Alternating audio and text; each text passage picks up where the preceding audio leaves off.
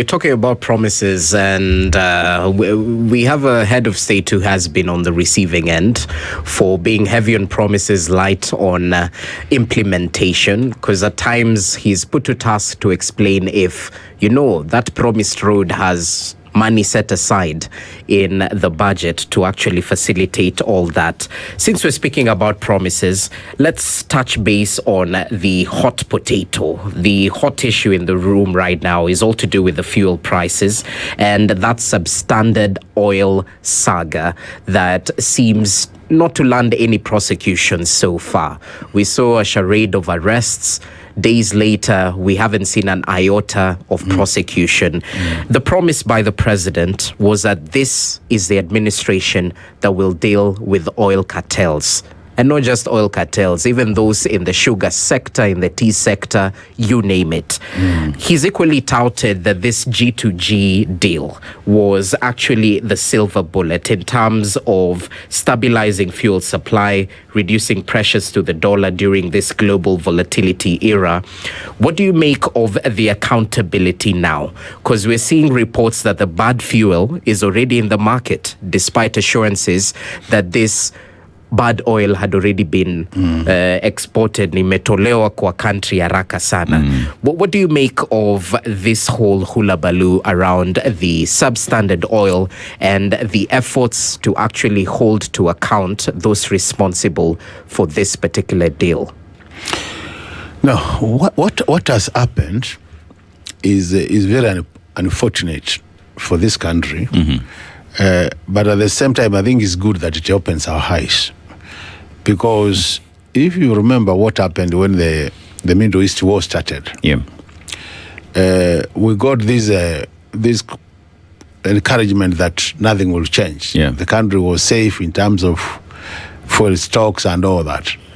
And our expectation was that then life should continue normal.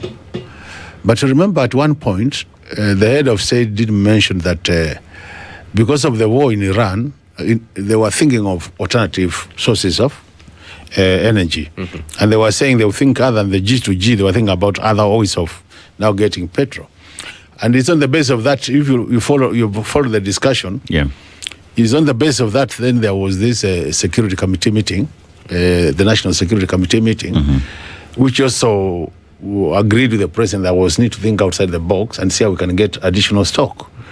And then from there, the letter was written to the PS to think outside the box and see whether we can get. And it's on the basis of then the PS decided to procure from other sources. Now, unfortunately, by taking that action, then the PS is already out there in the cold. Now, you ask yourself, if your boss gives you instructions and you act on those instructions, and you don't act outside the law, because the agreement was G2G. And I think in many shows we have discussed G2G.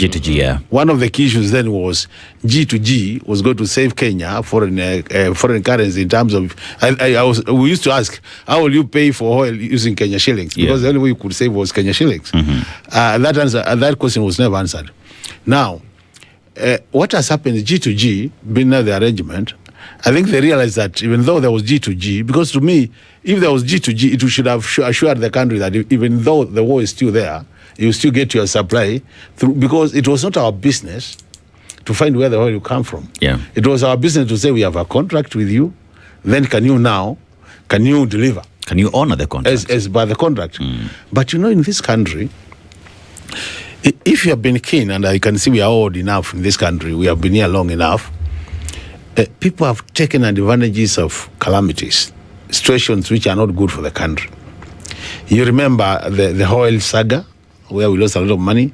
You remember the sugar issues which have affected this country many years, the rice issues, the wheat issues, where people, as a result of hunger, people go out there and import wheat, import maize, and purely for making money.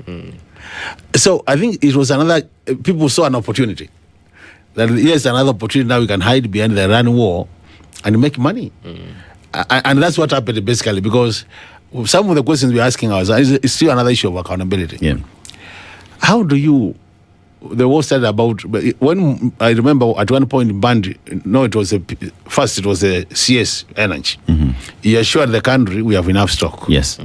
Then in Band, after a week, says we have stock for about 29 days. And even before the 29 days end, then you have another, already, you have a ship which is around Mombasa, hanging around there to give us oil.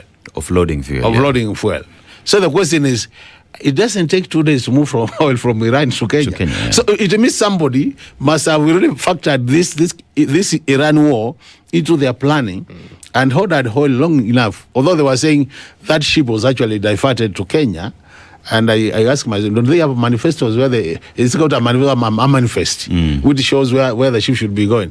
How do they just divert it and tell it, no, stop going to wherever? It was going down somewhere now. Yeah. Where was it going? I think it was West Africa. No, West, South. The country next to Namibia. The country next to South Africa. Yeah, Namibia, right. So that's where it was going. And all of a sudden it has now been switched back to Kenya. And now if you follow the whole discourse, you see serious gaps. And just tells you that people are running away from accountability. You see a minister who says, I don't know what was happening. I was not briefed. Now, in line with our constitution, the way the government works is that the cabinet, which is chaired by the president, sits, passes policies, passes budgets, and then that is communicated to the permanent secretaries who implement, and then with them they now push it down to the directors for implementation. That's normally what happens. So it means for any serious decision like what we are saying to be passed without the knowledge of the minister, already there is a collapse of the way the structure, the organizational structure, the way it works. And it tells you just openly that then the president could be in a situation where he's communicating directly to the PS, leaving out the CS. The CS. And what has happened in this government, there has been this debate always that the ministers are just there like flower girls or figureheads. The people who are really powerful are the PSs. So if I give just the CS position, and I know I really want to always leave him out of the decision, I give him a very powerful PS who I trust more than him.